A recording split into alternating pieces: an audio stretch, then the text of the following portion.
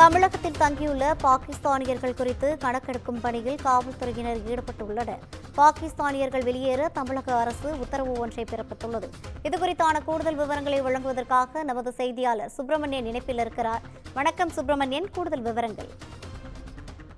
காஷ்மீரில் தீவிரவாதிகள் தாக்குதல் நடத்திய சம்பவத்திற்கு பிறகு இந்தியாவில் தங்கியிருக்கக்கூடிய பாகிஸ்தானியர்கள் 24 மணி நேரத்தில் வெளியேற வேண்டும் என்ற ஒரு உத்தரவை மத்திய அரசு பிறப்பித்தது.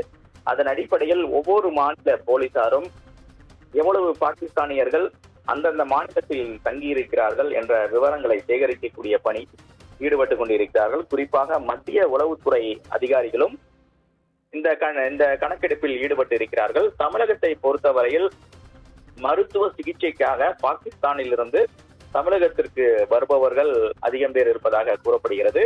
எனவே அவர்கள் யார், எங்கெங்க தங்கியிருக்கிறார்கள் என்ற விவரங்களை திரட்டக்கூடிய பணியில் மாநில உளவுத்துறை, அதே போல கியூ பிரிவு போலீசார் தீவிரமாக ஈடுபட்டு வருகிறார்கள். இதற்கு உதவி செய்வதற்காக மத்திய உளவுத்துறை அதிகாரிகளும் ஈடுபட்டு இருக்கிறார்கள். குறிப்பாக சென்னை, வேலூர் உள்ளிட்ட தனியார் மருத்துவமனைகளில் மருத்துவ சிகிச்சைக்காக அடிக்கடி வந்து செல்பவர்கள் என்று பாகிஸ்தானிகள் இருப்பதாக கூறப்படுகிறது. அவர்களுடைய பட்டியலை எடுக்கக்கூடிய பணியில் காவல்துறையின் தீவிரமாக ஈடுபட்டுள்ளனர். கூடுதல் விவரங்களை வழங்கியமைக்காக நன்றி சுப்பிரமணியன்.